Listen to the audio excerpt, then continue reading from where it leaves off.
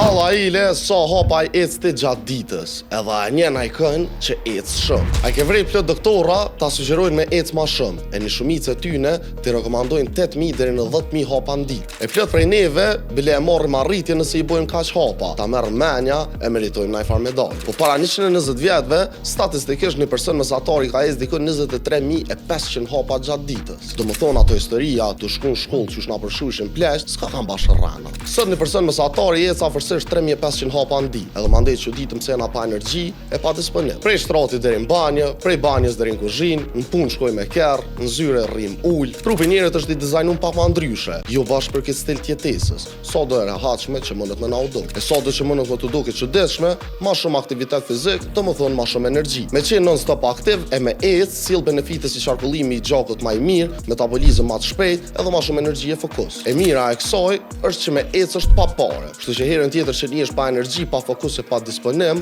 mos shqyrë cili suplemente ka oranin, po jep janë një gjero edhe ec pak. Njëkohësisht për me pa ma shumë video si kjo, bëni follower banin në krejt platforma sociale, si dhe subscribe në YouTube.